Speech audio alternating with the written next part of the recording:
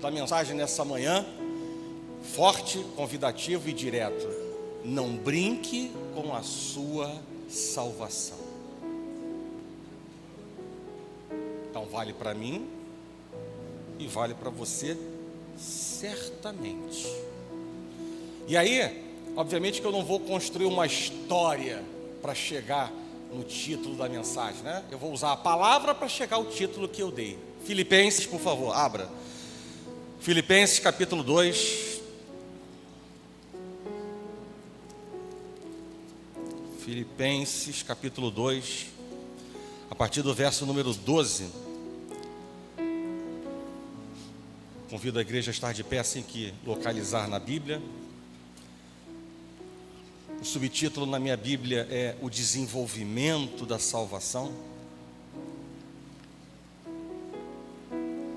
Então é interessante que aqui não fala trabalhar pela salvação, né? Aqui o verbo é desenvolver a salvação, né? E há uma diferença bastante significativa entre trabalhar pela salvação e desenvolver a salvação. Parece igual, mas não é, né? Todos prontos? Verso 12, diz assim a palavra: assim, pois, amados meus, como sempre obedecestes, não só na minha presença, porém muito mais agora na minha ausência. Quem é que está falando essa mensagem? Paulo. E onde é que Paulo está? Na praia? Não, Paulo está preso. Aonde? Em Roma. E aí Paulo diz lá no final desse verso 12: desenvolvei a vossa salvação com temor e tremor, porque Deus é quem efetua em vós tanto o querer como o realizar, segundo a sua boa vontade. Olha aí, igreja, 14. Fazei tudo sem murmurações nem contendas, para que vos torneis irrepreensíveis e sinceros, filhos de Deus inculpáveis no meio de uma geração pervertida e corrupta, da qual resplandeceis como luzeiros no mundo, preservando a palavra da vida, para que no dia de Cristo eu me glorie de que não corri em vão, nem me esforcei inutilmente. Amém? Esse é o desejo dos pastores, que as suas ovelhas não desperdicem o maná que recebem diariamente em suas vidas. Feche os seus olhos, vamos orar. Senhor Deus e Pai, graças te damos por mais uma manhã na sua casa, na sua presença, e com expectativas de que o Senhor vai trabalhar, Pai, em nossas vidas. Nessa manhã te damos liberdade, Deus, para falar ao nosso coração por tua palavra, que é poderosa, para alcançar, Deus, as mentes e os corações, trazer resposta para as nossas dúvidas, trazer soluções para os nossos problemas, para trazer direção para as nossas vidas, Pai.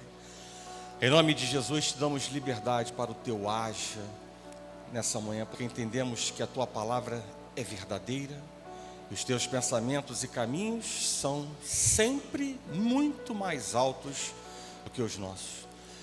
E no mundo espiritual declaramos que nada nem ninguém tem poder para poder restringir o que o Senhor tem para fazer nesta manhã em nossas vidas. Creio na tua palavra, que diz que a tua palavra não voltará vazia para a sala do trono da tua graça, sem que antes cumpra o propósito para qual o Senhor designou nesta manhã. E fala, Pai, no profundo com a tua igreja, para que nós possamos, Deus, continuar como soldados de Cristo, marchando para avante, para aquilo que o Senhor já preparou como dono da história de nossas vidas. Assim nós oramos e nós agradecemos por tudo, em nome de Jesus, e que a igreja do Senhor diga amém. Podem sentar.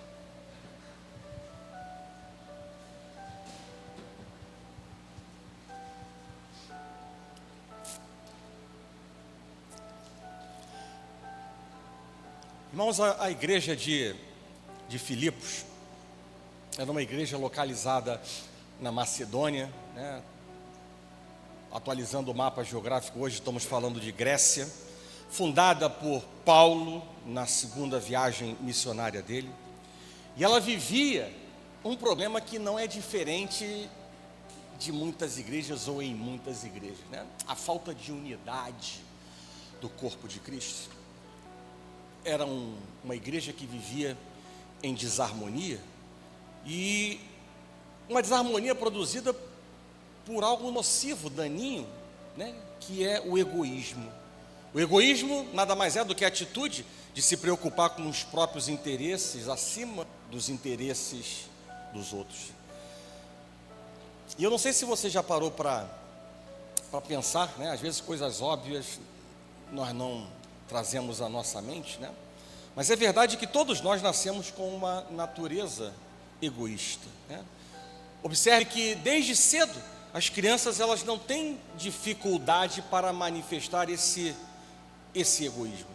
E quando elas crescem, se elas são bem educadas, né, elas aprendem que as expressões do egoísmo explícitas, elas são muito feias, né, socialmente falando, né? E isso diminui certamente a manifestação do problema, mas a semente do egoísmo ainda está presente dentro desse coração. E mesmo depois que o Senhor Jesus ele nos salva, né, a carne, como a própria palavra de Deus diz, ela continua a guerrear contra o espírito, e o egoísmo é uma das manifestações da carne. Eu diria que o egoísmo ele é um pecado trabalhoso de ser exposto, né, porque ele é fácil de ser visto nos outros, mas ele é difícil de ser enxergado em nós mesmos. E ele não é somente trabalhoso, ele é perigoso, porque pessoas egoístas aumentam as tragédias que acontecem ao redor do mundo. Não há casamento, família, empresa, relacionamentos, governo, né, ou qualquer outro ramo da sociedade organizada, né, que subsista quando o eu se torna o centro das atenções. E Paulo mostra no versículo 3, nesse mesmo capítulo de Filipenses, né, um pouquinho antes da leitura que fizemos, que os crentes eles estavam se atritando a ponto de alguns trabalharem na igreja, acreditem, para a promoção pessoal ou para o maior reconhecimento do seu grupo. Por que eu falo isso? Porque o verso 3 diz isso.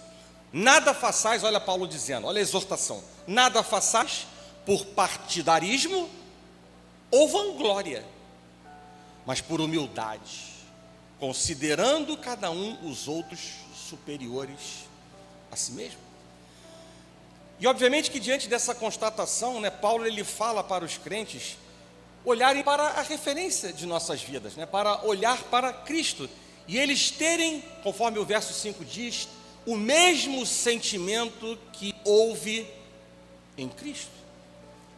E assim, né, depois que Paulo mostrou o exemplo da humilhação de Cristo para guiá-los, e o exemplo da exaltação de Cristo para encorajá-los, né, descrito nos versos 6 a 11, né, desse mesmo capítulo, que configuram algo chamado como o hino cristológico, né, Paulo cobrou um posicionamento da igreja. Irmãos, da mesma forma como Jesus obedeceu ao Pai, e ele foi um com Deus Pai, e ele foi um com Deus Espírito Santo, e ele é um com Deus Pai, e ele continua sendo um com Deus Espírito Santo. Nós cristãos também somos chamados a obedecer e a viver em unidade. E o cristão, ele deve obedecer não porque o pastor está presente, ou para agradar esse ou aquele grupo. Semana passada eu estive ausente com a minha esposa quarta e quinta-feira, e eu não participei do culto de oração, né, às 7h15 da manhã, culto de oração que foi introduzido na igreja há 1 ano e meio. E a irmã Cris, no domingo, muito alegre, ela chegou para mim e disse assim: pastor, que bênção que foi o culto de oração da palavra ministrada pela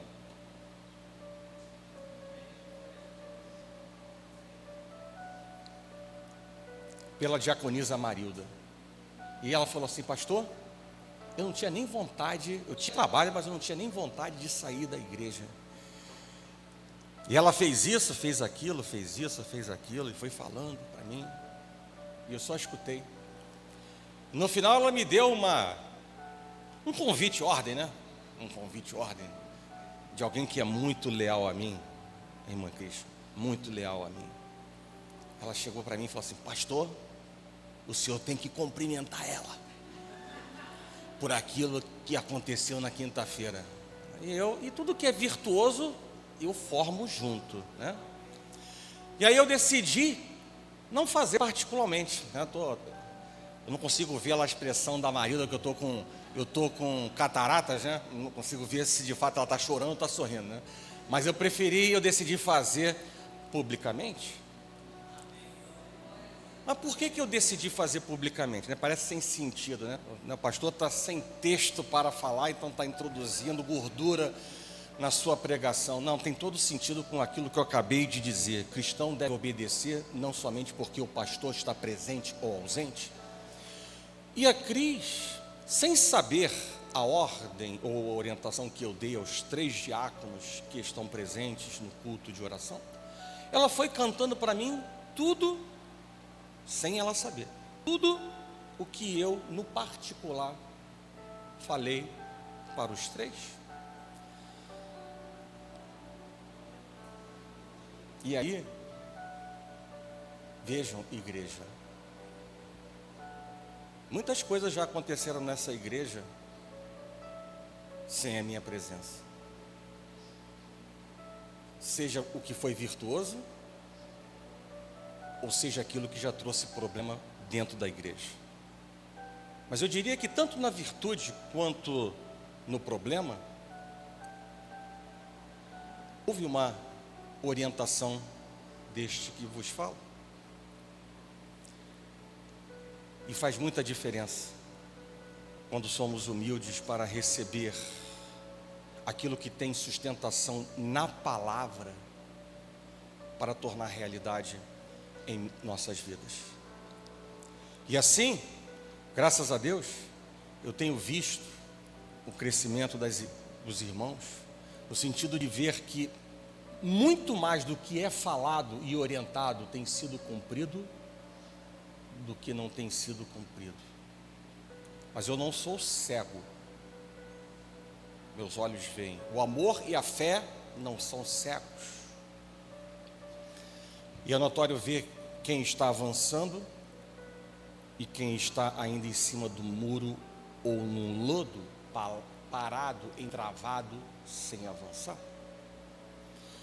Então, por isso, nessa manhã, cumprindo o convite e ordem da irmã Cris, que eu vou repetir, extremamente leal a mim, né, eu faço questão de, né, eu sei que a irmã Marilda, ela, eu não sei, eu não diria internacionalmente conhecida, mas a irmã Marilda, pelo menos dentro dessa igreja, e até onde a mãe da Marília, cadê a Marília? Está aí? Está lá, onde a maninha mora, né, lá em cima eu sei que já sabem, né?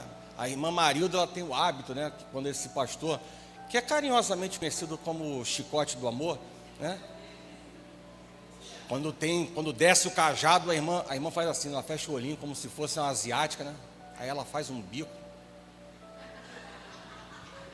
E depois ela faz assim com o dedo, ó. Ou seja, desceu o cajado, né? Irmã, mas eu não vou agora não é hora do cajado, né? E sim do complemento desse cajado que é do amor, né? Então por isso que nessa manhã diante da igreja, ao invés de eu fazer assim, eu faço assim para você.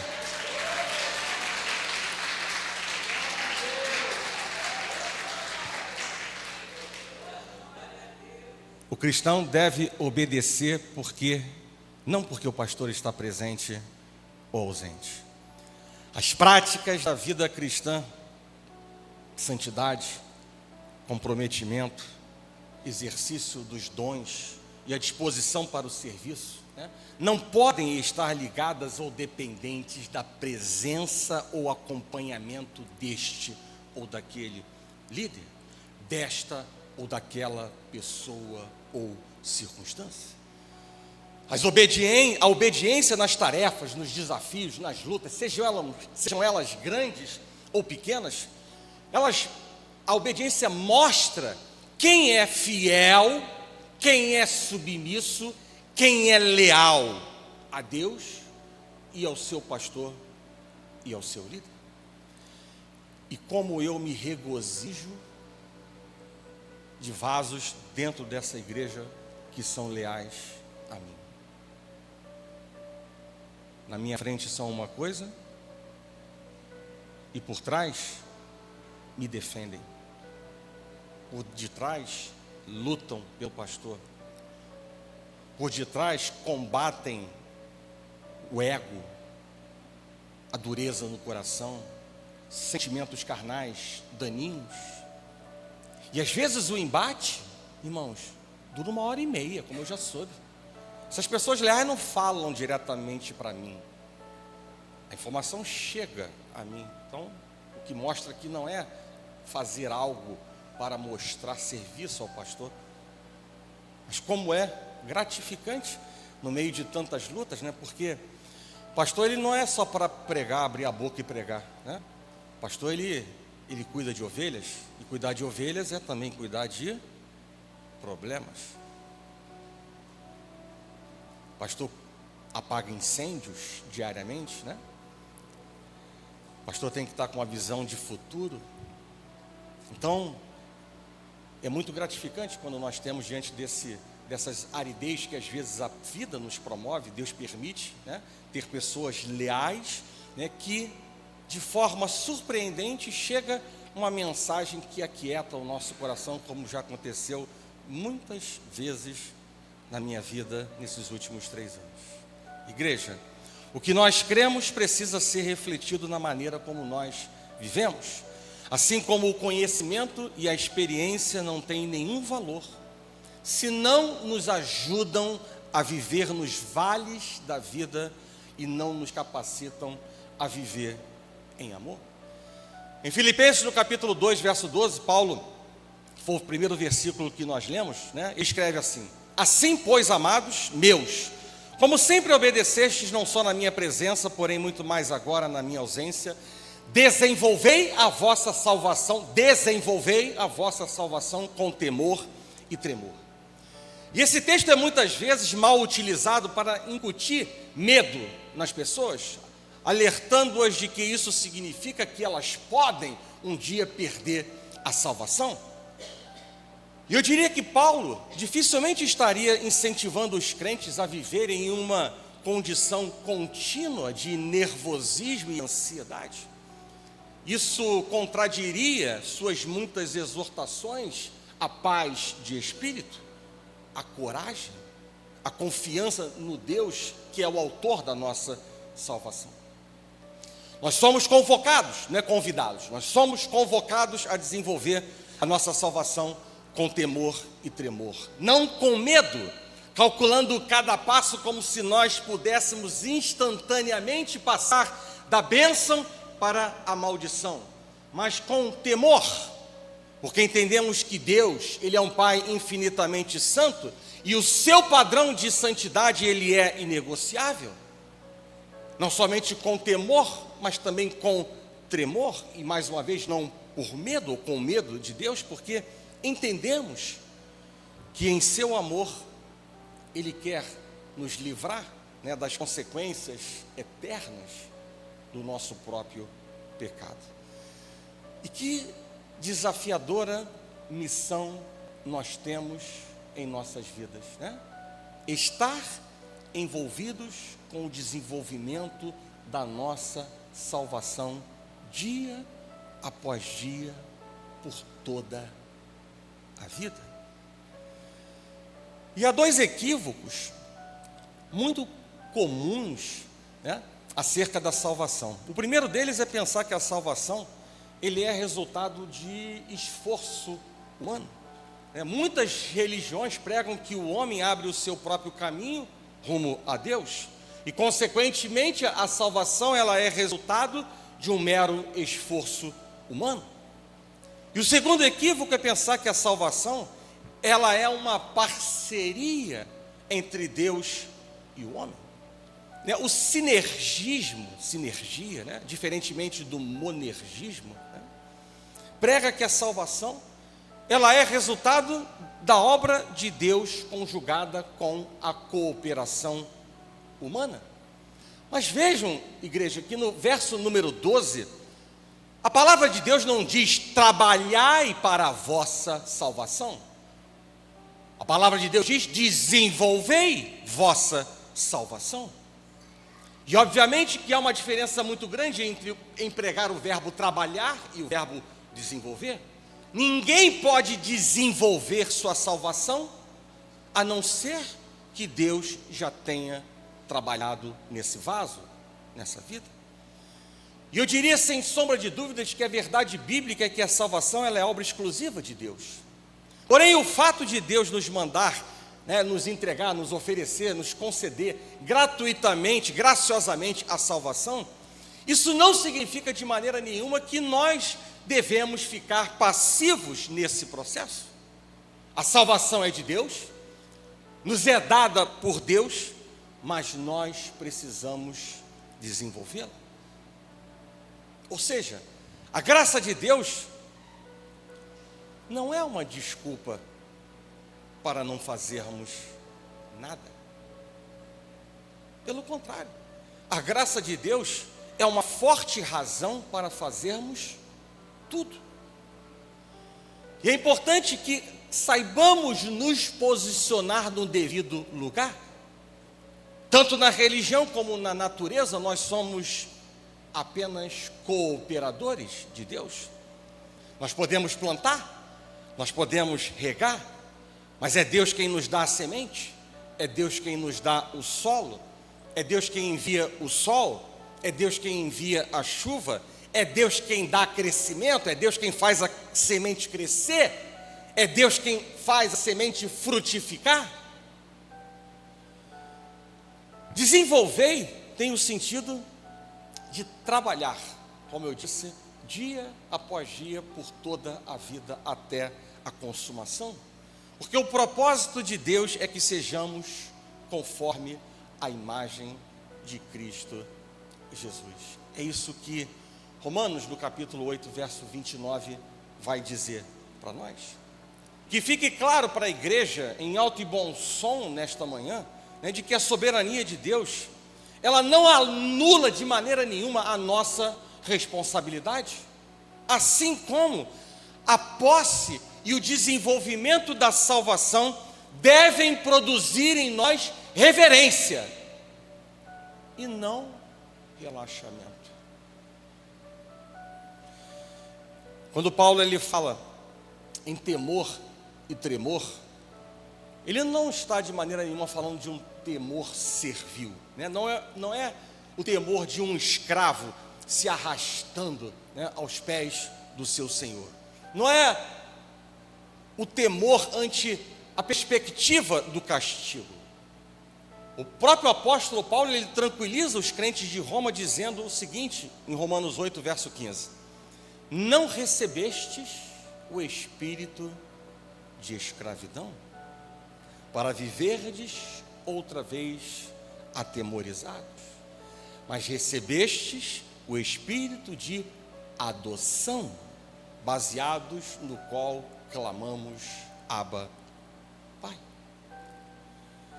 Igreja, trata-se antes de uma atitude de reverência e profundo respeito na presença de Deus, da extrema sensibilidade à sua boa, agradável e perfeita vontade, da consciência da nossa responsabilidade à vista de havermos de prestar contas perante o tribunal de Cristo Jesus. O nosso grande temor deve ser em ofendê-lo, em desagradá-lo, né, depois dele ter nos amado de uma forma tão extravagante, né, a ponto de nos dar o seu Filho unigênito para morrer em nosso lugar. Mas infelizmente, muitas pessoas hoje não tremem na presença de Deus e ainda tem um fraco senso de temor a Deus. Nós vivemos numa geração extremamente complacente. Ficaram para trás os dias em que os puritanos, eles falavam, presta atenção, pode chocar, talvez a igreja, né, ainda hoje. Mas os puritanos falavam em agonia de arrependimento.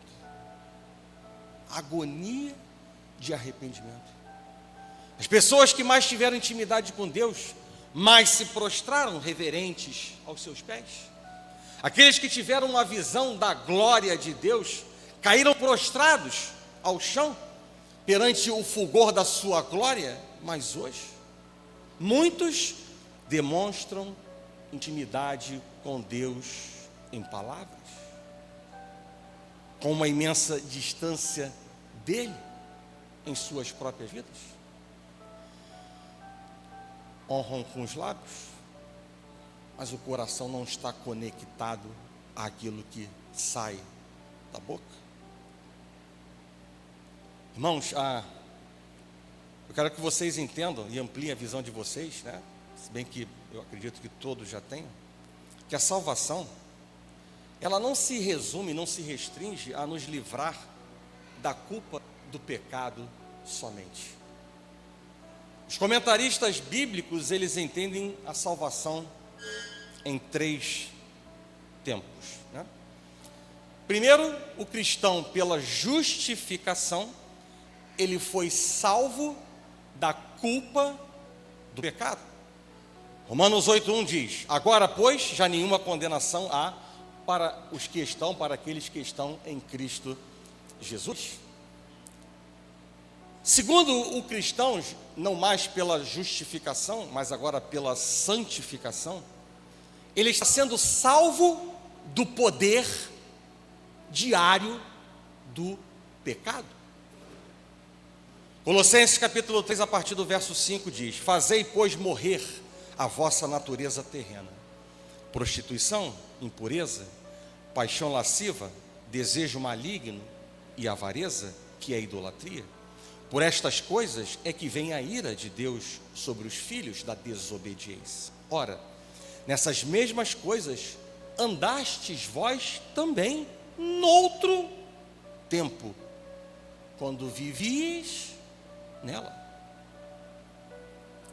Mas se há, como conversei com a irmã Mariana e Rafael, uma sincera entrega para Deus, um sincero arrependimento, independente de como chegamos, independente, assassino, adúltero, seja o que for, mas se é sincero, naquela mesma hora, ao selo da justificação de Deus. Não é algo que merecemos, é pela graça, mas ali começa o processo de salvação, cujo segundo estágio é a salvação, a santificação que eu acabei de declarar. E o terceiro, como foi dito hoje na escola bíblica dominical às 8h30, né?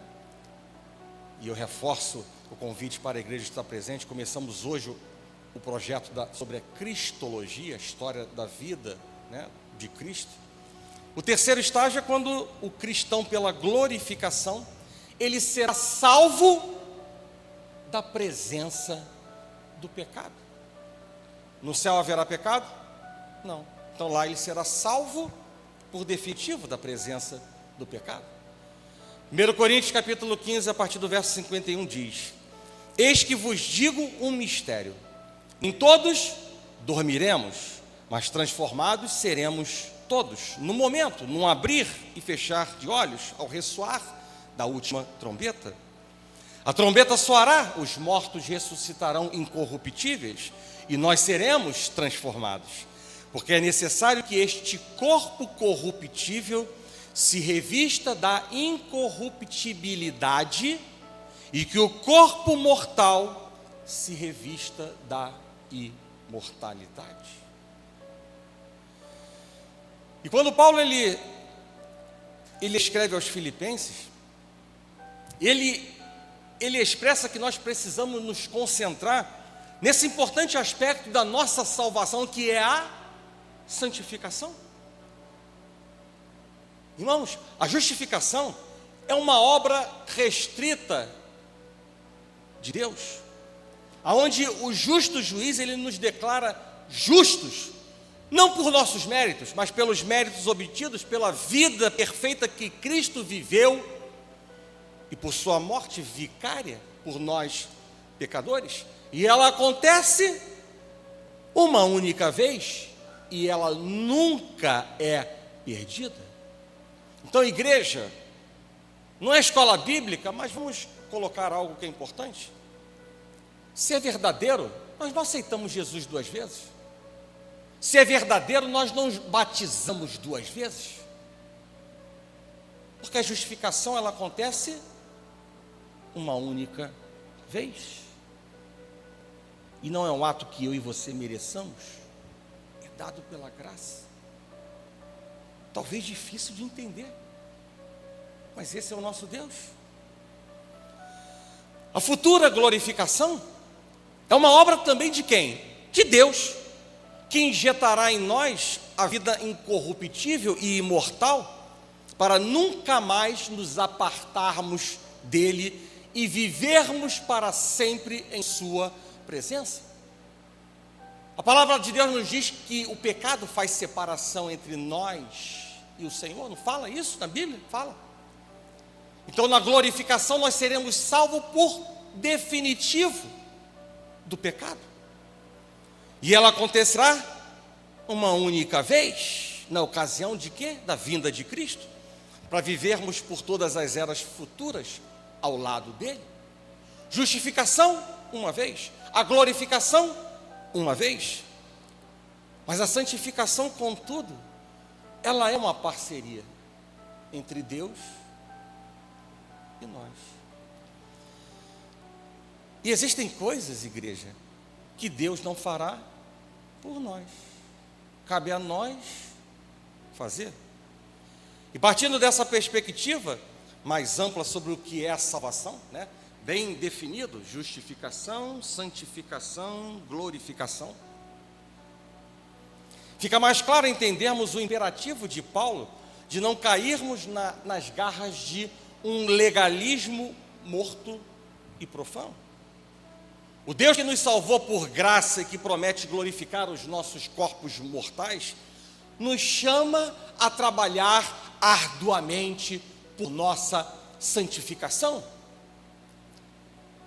Nós estamos sim debaixo da nova aliança. Não há o que argumentar contrário a isso. Mas eu vou repetir.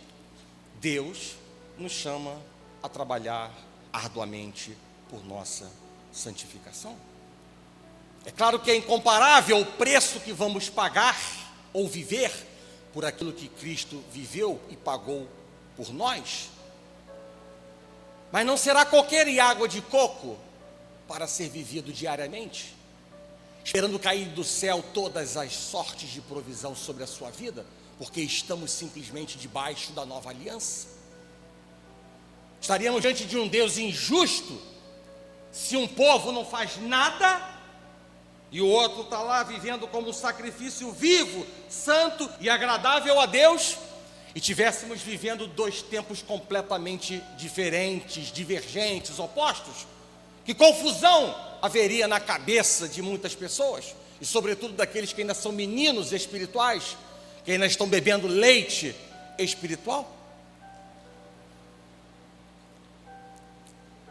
E eu quero que a igreja entenda que a santificação, ela não é simplesmente fuga do pecado. A santificação, igreja, é um direcionamento para Deus. não é simplesmente deixar de fazer algumas coisas, é reorientar cada aspecto da vida para honrar a Deus e glorificar a Deus.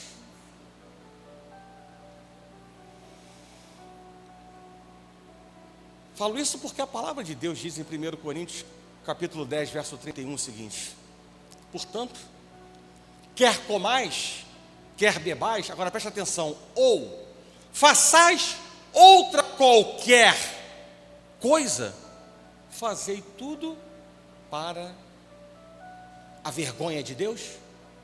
Não, para a glória de Deus.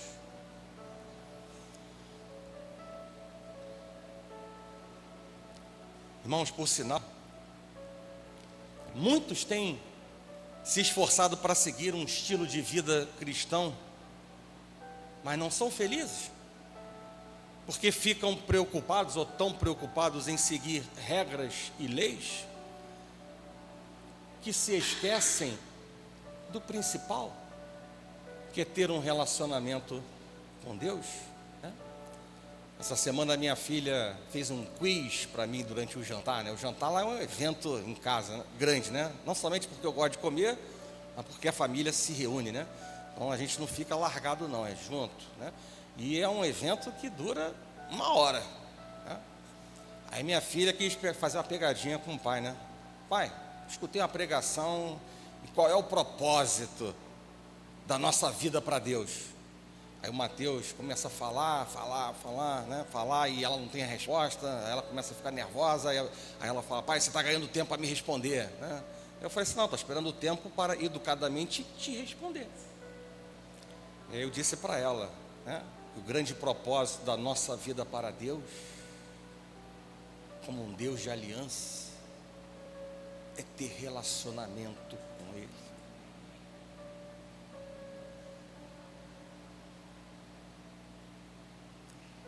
Ele não precisa de nada de mim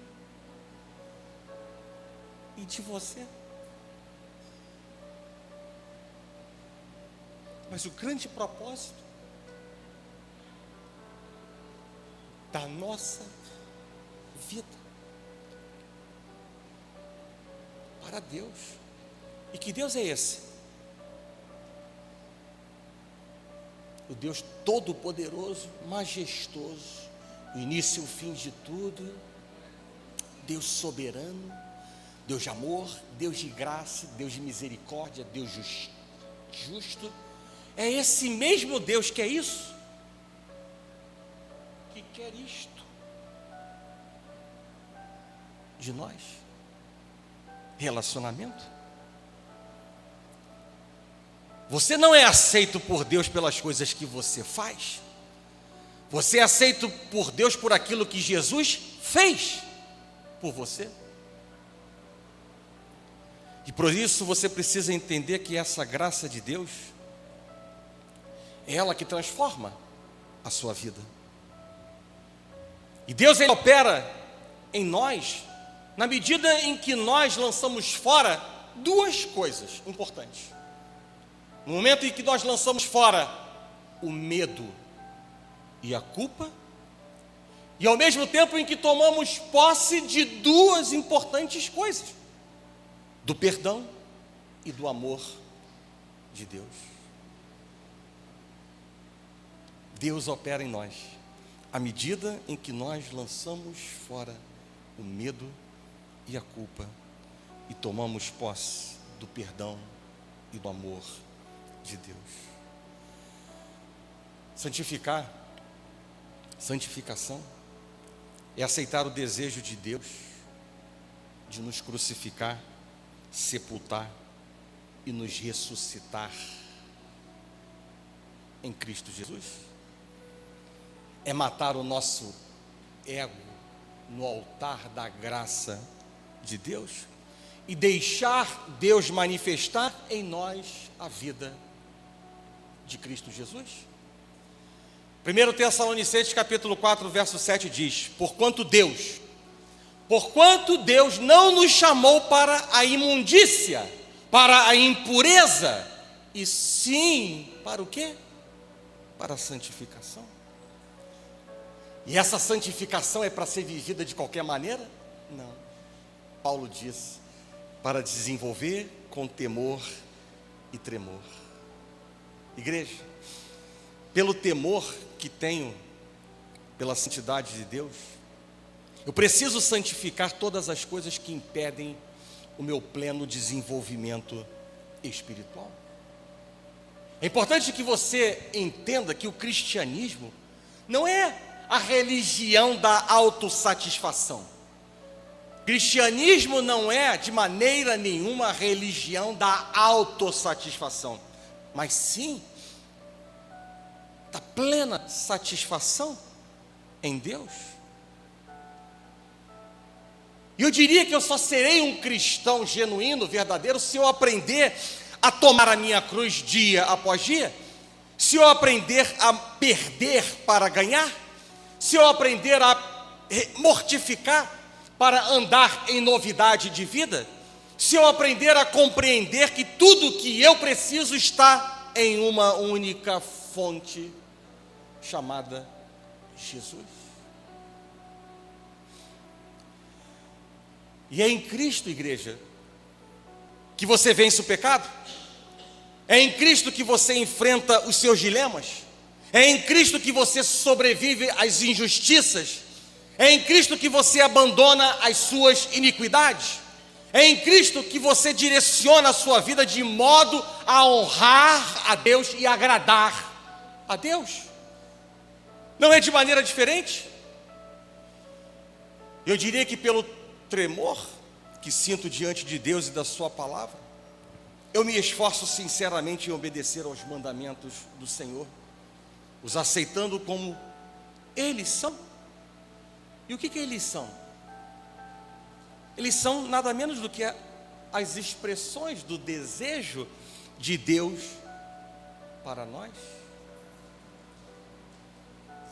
E mais do que isso, são palavras normativas que me ensinam com clareza aquilo que é certo e errado diante dos olhos dele.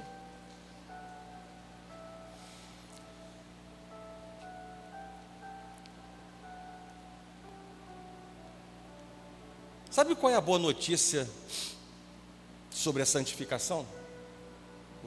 Você já tem a resposta. Tá? A boa notícia sobre a nossa santificação é que nós não trabalhamos sozinhos nesse processo. Deus, Ele peleja conosco para nos tornar vasos para a sua honra. Não foi isso que o verso 13 que nós lemos? Porque Deus é quem efetua em vós tanto o querer como o realizar segundo a sua boa vontade. E o que significa essa expressão? Significa que, embora o crente seja responsável pelo trabalho da santificação, é Deus quem produz em nós os resultados esperados. E quais são esses resultados esperados por Deus? As boas obras, primeiro, e o fruto do Espírito em nossa vida. Jesus, ele não veio para preparar o caminho para andarmos nas boas obras. Sim, está escrito isso na palavra de Deus. Então, a expectativa de Deus, ao nos ajudar nesse processo chamado santificação, em que a guerra é diária, é hostil, é nos levar a viver as boas obras e a viver com intensidade o fruto do Espírito em nossa vida. Ou seja, Deus, ele estimula tanto os desejos dos cristãos pela santidade, e aí estamos falando do quê? Do querer, quanto ele também dá a força necessária para concretizá-los. E aí estamos falando do quê? Do realizar. Porque a Bíblia diz no verso 13 que é ele que dá tanto o querer quanto o realizar. E é esse poder de Deus que faz a igreja crescer.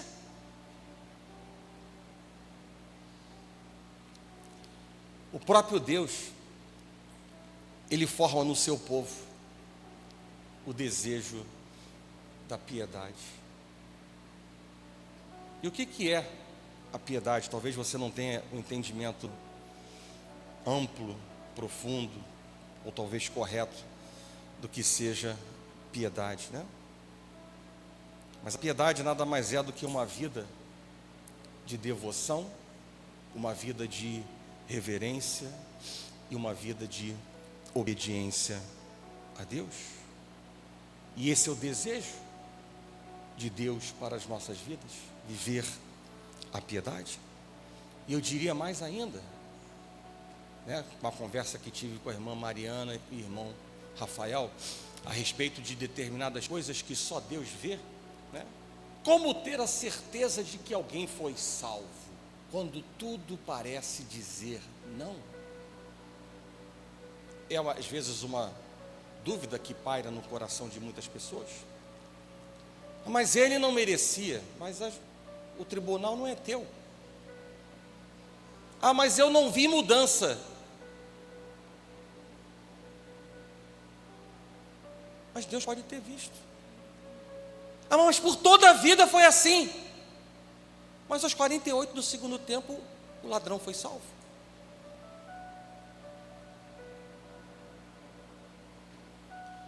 Deus, Ele quer ver a igreja vivendo, tendo desejo pela piedade. E eu diria o seguinte: todo salvo deseja a piedade. Quem é salvo deseja a piedade. Porque se não deseja a piedade, que é, como eu disse, uma vida de devoção, reverência e obediência a Deus, qual é a conclusão que a gente chega? De que não é salvo. Somos conhecidos pelos frutos. Os frutos indicam quem nós somos. Os frutos indicam a certeza da nossa salvação ou da salvação de um ente querido que tanto oramos. Porque a palavra de Deus diz que o pecado já não tem mais domínio sobre nossas vidas. Então, se eu era um assassino e hoje eu sou um pregador da palavra, eu já não estou mais no domínio sobre a morte. Então há um fruto consolidado de transformação, de salvação. Então todo salvo deve desejar a piedade, porque aquele que não deseja não é salvo. Mas isso não significa que salvos não pecam ou que nunca falham em sua santificação. E o que eu quero afirmar é que os salvos, eles têm uma assinatura de temor e tremor dentro de si, que os impele a continuar empenhados no crescimento entre um fracasso e outro, que eventualmente pode ocorrer pela fraqueza da nossa própria carne. E ninguém com N maiúsculo ou todos com T maiúsculo, né, estamos vulneráveis, suscetíveis a viver uma queda. Paulo disse: aquele que está de pé, cuide para que não caia. Então, todos nós poderemos ou podemos um dia cair. João capítulo 15, a partir do verso 4 diz: permanecei em mim, e eu permanecerei em vós. Como não pode o ramo produzir fruto de si mesmo, se não permanecer na videira, assim nem vós o podeis dar, se não permanecerdes em mim. Eu sou a videira, vós os ramos. Quem permanece em mim e eu nele, esse, e tão somente esse, dá muito fruto. Porque sem mim, está dizendo Jesus, nada podeis fazer. Se alguém não permanecer em mim, será lançado fora, à semelhança do ramo, e secará. E o apanham, lançam no fogo e o queimam. Deus não te chama para a imundícia. Deus não te chama para a impureza. Deus te chamou para a santificação. Santificai-vos, porque amanhã o Senhor fará maravilhas no meio de vós.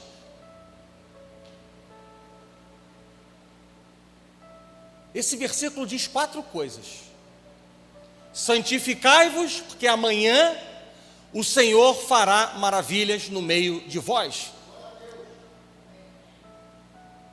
A santificação é uma ordem expressa de Deus. Santificai-vos, não é faça se você quiser. A santificação é uma exigência para ser observada hoje. Santificai-vos, porque amanhã, então está implícito o hoje. A santificação é também uma condição para receber as maravilhas de Deus. Santificai-vos, porque amanhã o Senhor fará maravilhas no meio de vós. Vós quem? O povo. Então a santificação é uma exigência para todo o povo de Deus. Não é um convite. E quanto mais cedo nós entronizarmos aquilo que Deus fala, melhor será para nós mesmos. Ninguém que está em conflito, em clinch com Deus, venceu por sua vontade, seus argumentos, seus planos, suas estratégias. Então, quanto mais cedo nós abrimos a porta do nosso coração para receber, aceitar e viver o que Deus está nos falando, melhor será para nós. E lembre-se de uma coisa, igreja: diante de Deus não existem coincidências. Nós estamos diante de um Deus que continua sondando os nossos corações.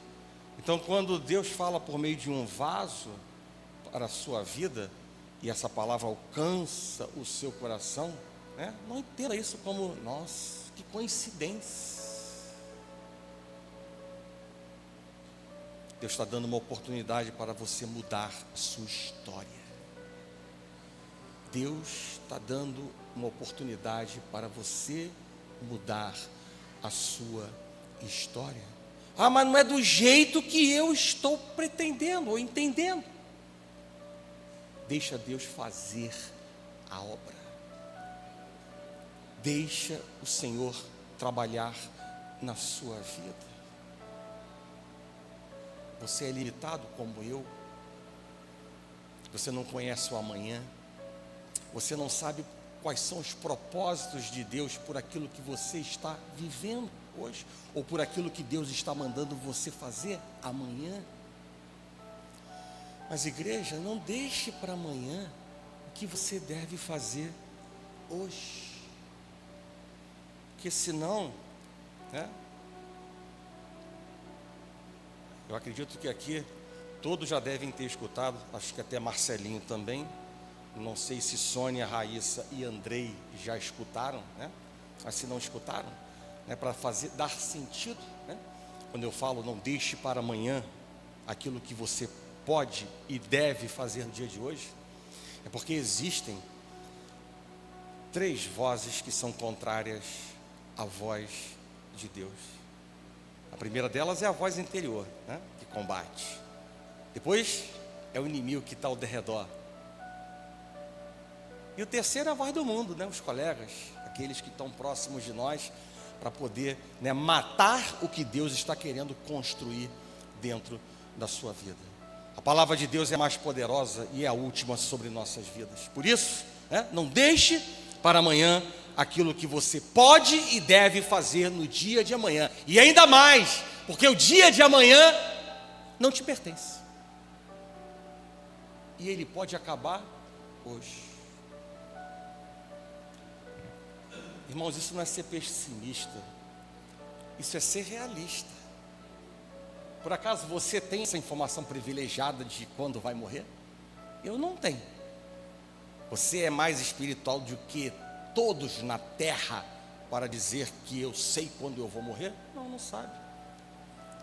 Não sabe. Ah, mas eu estou cheio de planos. Que bom. Melhor ainda que esses planos sejam alinhados à vontade de Deus. Que bom.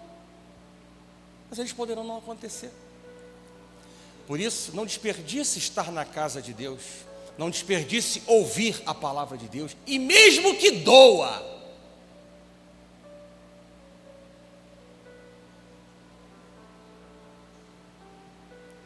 não deixe para amanhã o que Deus está chamando a fazer no dia de hoje.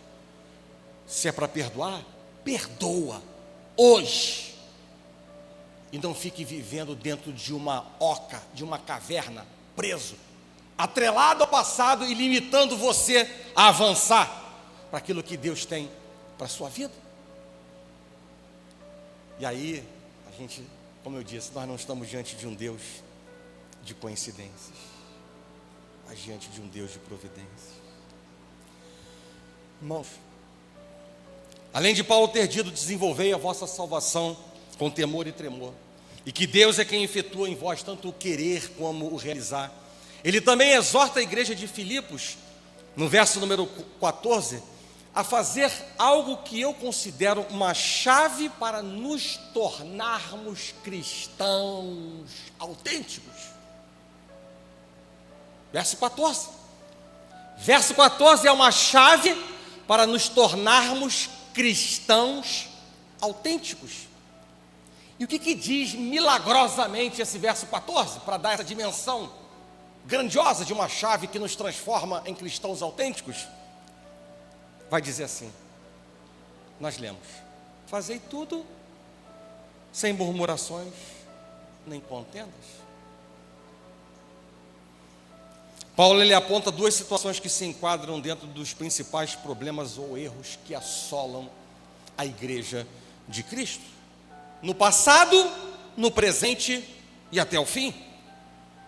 Igreja, não basta desenvolver os dons e talentos, não basta nos envolvermos nos trabalhos da igreja ou buscar obedecer tão somente os preceitos do Senhor. Nós devemos fazer sim tudo isso, sem murmurações nem contendas. Esse é o gabarito. Eu não posso passar para a igreja algo que não seja diferente do gabarito, porque já dando o gabarito é difícil às vezes da gente viver o que Deus fala de maneira clara. Imagina se a gente ficar buscando comer pela beirada e não for explícito no que Deus manda fazer. E murmuração, igreja, é algo sério, é algo muito sério, e sobretudo se entendemos que Deus está no controle de tudo. Levanta a mão quem acredita que Deus está no controle de tudo da tua vida. Levanta a mão. Obrigado. Então eu vejo que todos. Então, se eu estou murmurando da vida, eu estou murmurando diretamente contra quem? Contra Deus.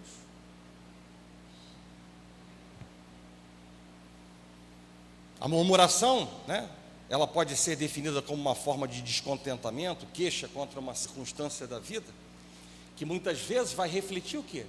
A falta de confiança na soberania de Deus e na bondade de Deus. Goste ou não o que eu estou falando para a igreja, é a verdade. E quão bom quando a gente fala a verdade. Quão bom é quando falamos a verdade, para diminuir a profundidade e a frequência dos nossos erros. A murmuração é ainda a tendência de enxergar os defeitos e de se obscurecer as virtudes, ver as deficiências e erros do próximo em detrimento dos seus dons e talentos. E igreja, eu não venho aqui para atrapar o sol com a peneira, não venho não. É certo que em nossa carreira espiritual nós vamos sofrer e vamos chorar. Alguém aqui acredita em Papai Noel? Coelhinho da Páscoa? Que mora numa bolha, que está no meio do paraíso? Graças a Deus por isso. Você não é inocente? Vamos sofrer? Vamos chorar? Mas talvez essa palavra que eu vou lhe dar agora seja para você hoje. A palavra de Deus, ela nos orienta. Em 2 Coríntios, no capítulo 8, verso número 2, o seguinte, presta atenção: 2 Coríntios, capítulo 8, verso número 2. Por quê? No meio de muita prova de tribulação, manifestaram abundância de alegria. E talvez essa seja uma palavra para você nesta manhã. Deus não te convida a murmurar. Ah, não, Deus aceita a minha murmuração porque Ele sabe o que eu estou vivendo. Não, Ele não aceita. Mas olha o que a palavra de Deus diz. Veja por que é bom conhecer a palavra de Deus. Veja por que é bom não subir neste altar e brincar, ou falar outra coisa que não seja a palavra de Deus. 2 Coríntios, capítulo 8, verso 2. Porque no meio de muita prova de tribulação, manifestaram abundância de alegria. E mais ainda, irmãos, lembra o que eu falei há pouco tempo atrás, o que Deus quer para as nossas vidas? Que nós estejamos vivendo o que é boas obras e o fruto do Espírito. E o fruto do Espírito não vem com murmuração. O fruto do Espírito é muito contrário à murmuração. Amor, alegria, paz, longanimidade, benignidade, bondade, fidelidade, mansidão e domínio próprio. É isso que Deus quer entregar para a sua vida? De uma mesma fonte não pode jorrar o que é doce e o que é amargoso. Na murmuração há reclamação sem comprometimento.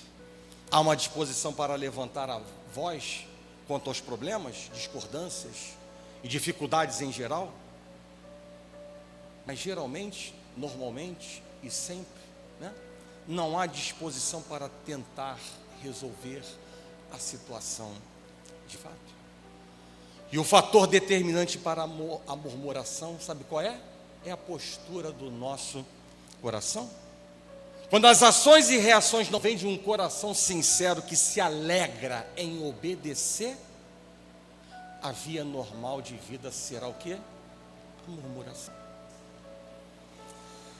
Paulo também diz para fazermos tudo sem contendas, sem brigar, sem competir, sem se contrapor. Deus, Ele não nos chamou para brigar um com os outros, porque Efésios no capítulo 6, verso 12 vai dizer o quê? A nossa luta não é contra sangue e carne, e sim contra principados e potestades. Muitos querem servir a Deus contendendo com os outros, criando rixas e discussões vãs, que não levam a lugar nenhum, a não ser a contenda. Mas Jesus, Ele nos chamou para amar como Ele amou, para servir como Ele serviu, a andar como Ele andou. Eu diria que nós precisamos agir de maneira que ninguém precise nos repreender. Nós precisamos falar a verdade uns com os outros, mesmo que isso nos faça sofrer. Nós precisamos agir de tal forma que ninguém tenha razão em nos culpar. E eu diria que dessa maneira nós seremos luz para o mundo e não trevas. Nós seremos aqueles que preservam a palavra de Cristo e praticam os seus ensinamentos. E agora, caminhando para o fim dessa mensagem, eu diria que Filipenses capítulo 2, nós lemos alguns versículos, mas nós passeamos por outros versículos. E eu diria que Filipenses no capítulo 2, ele nos chama a uma vida de humildade, a uma vida de serviço e a uma vida de obediência. Humildade, serviço e obediência. E esse texto, ele nos mostra 7 importantes mensagens simples, diretas, que eu quero compartilhar com a igreja. A primeira mensagem importante é de que a unidade da igreja depende da nossa disposição de abrir mão do orgulho e dos interesses pessoais. Unidade. A segunda importante mensagem é de que humildade não é fraqueza. Para mim, humildade é a força de quem sabe quem ele é em Cristo Jesus, e ele ou ela não precisa simplesmente provar nada para ninguém. Eu não preciso provar quem eu sou para ninguém. Eu sou conhecido pelos meus frutos. Eu não preciso dizer quanto tenho, quais são os meus títulos, que sou mestre e doutor em tal coisa, que fui isso e sou aquilo. Não preciso disso. A humildade tem que ser coerente com as nossas ações e as nossas palavras, porque senão se torna uma pseudo-humildade, uma falsa humildade. E a humildade não é fraqueza, é o reconhecimento de quem nós somos em Cristo Jesus e que nós não precisamos provar absolutamente nada para ninguém. Essa é a segunda importante mensagem. A terceira: não caiam da cadeira, tá? Sobretudo, irmãos, tem um versículo que eu me apego muito, né, na Bíblia, né? Todos sabem, né? A minha esposa já disse que um dia que eu for levado para a glória, ela vai colocar uma mensagem assim, né, lá próximo do caixão, dizendo assim: antes importa obedecer e agradar a Deus do que aos homens, né? Então, diante dessa verdade bíblica, né, a terceira importante mensagem é que o exemplo de Cristo, ele é o padrão para as nossas vidas. Sim ou não? Sim ou não? Sim, né? Então, igreja, se ele, sendo Deus, serviu, quem sou eu para não servir a Deus?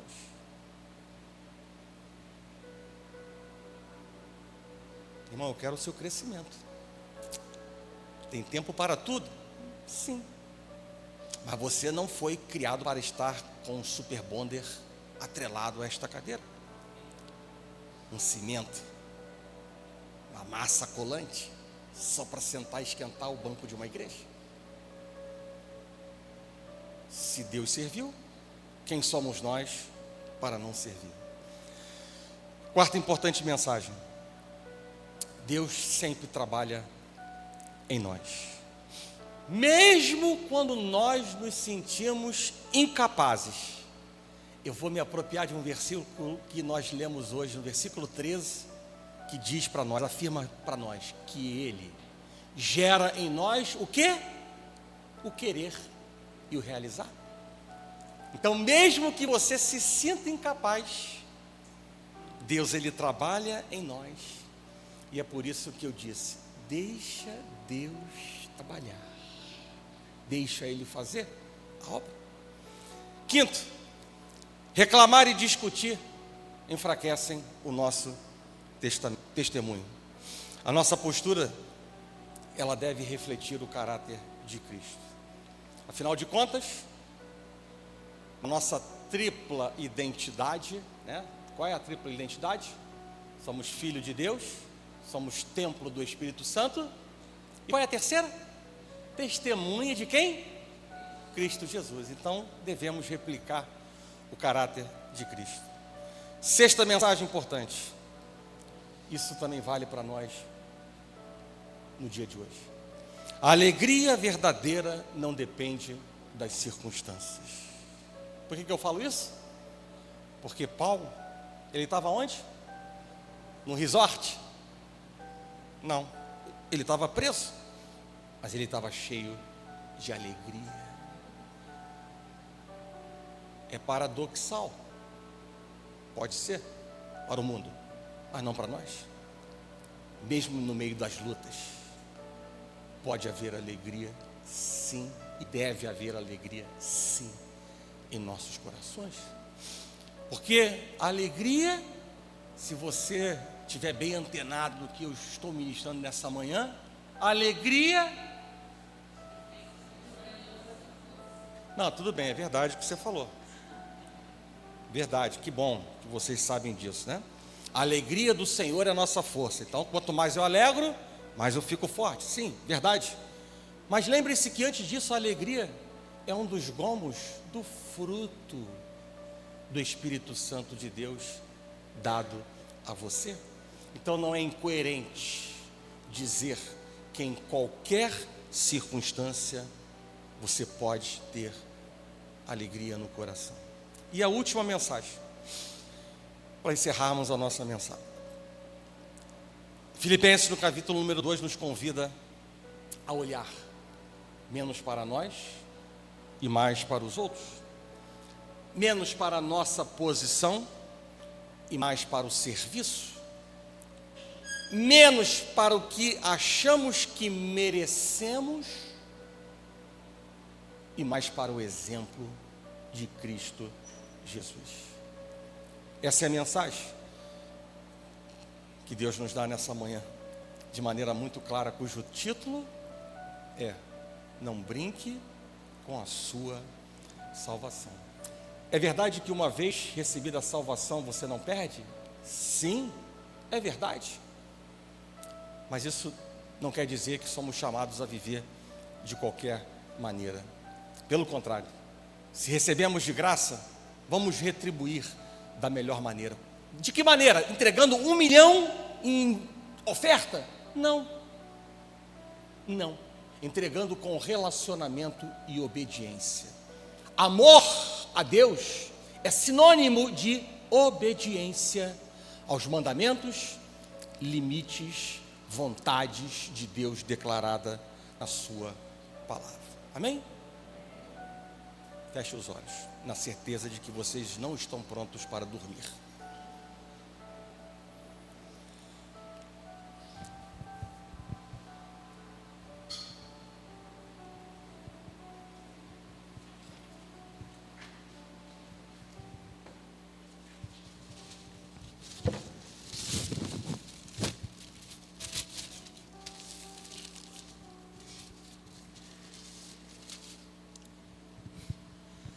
Senhor Deus e Pai,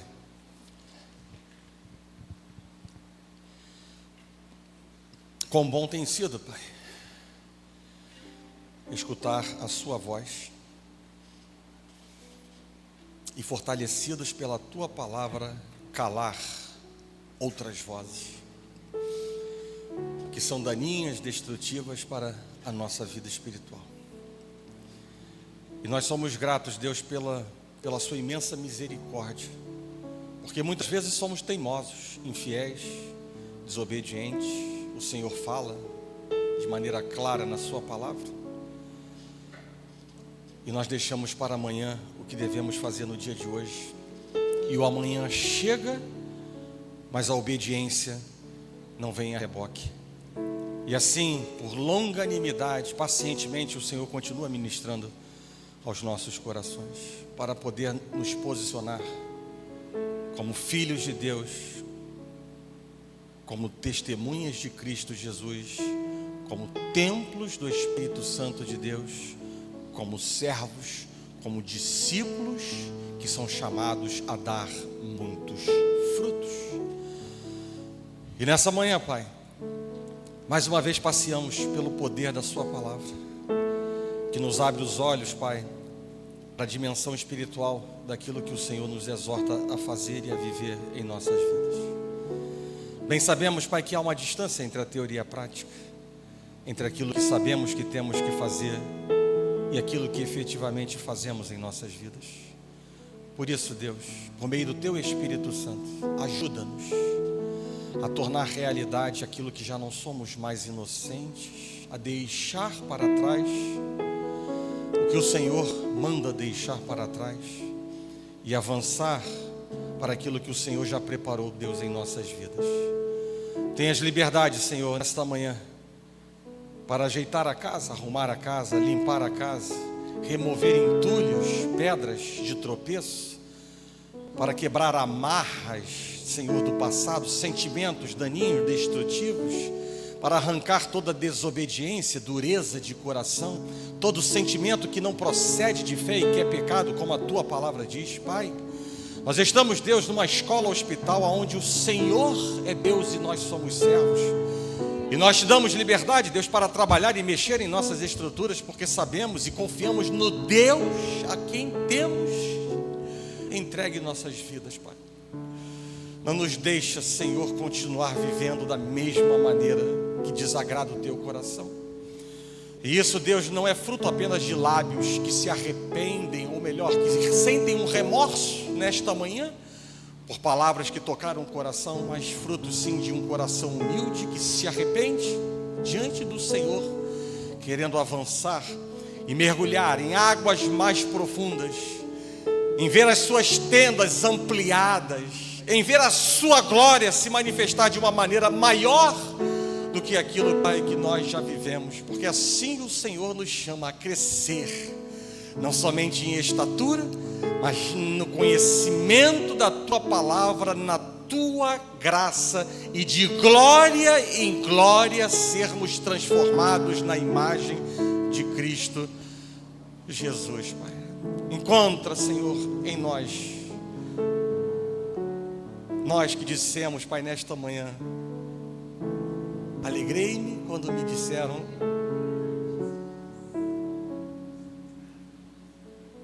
vamos à Tua casa, porque é dia de se regozijar e de se alegrar. Nós declaramos isso, Pai. E nós sabemos, Deus, que aquele que se achega a Ti, o Senhor se achega a nós. Por isso, Deus, da maneira como convém ao Senhor, somos servos, mas queremos experimentar coisas novas em nossas vidas. Não queremos, Deus, viver a mesmice de vida, porque o Senhor não é Deus de mesmice. O Senhor não é um Deus que está limitado dentro de uma caixa. O Senhor é grandioso, é soberano, é o início e o fim, alfa e ômega. O Senhor é Jeová Jirê, Deus de toda a provisão em nossas vidas. E quem somos nós para dizer que já estamos satisfeitos com a vida que o Senhor tem nos entregue? Nós queremos mais. Declaramos, Pai, em alto e bom som, no mundo espiritual, aquilo que desejamos no nosso coração, porque nós entendemos também, por meio da Sua palavra, que muitos nada têm porque não pedem ou pedem mal. Mas nós queremos, Pai, em aderência à Tua palavra, à Tua vontade, que continua sendo boa, agradável e perfeita para as nossas vidas, te pedir, ó Pai, que nos ajude nesse processo de santificação, que é diário em nossas vidas, para que, Pai, a Tua obra, a boa obra iniciada em nossas vidas, seja consumada, e possamos dizer: completei a carreira, guardei a fé, e a coroa de vitória vamos receber. Assim, Deus, nós oramos. E nós agradecemos, Deus, por tudo. Pelo Teu haja sobre nossas vidas. Assim oramos. E que a igreja do Senhor diga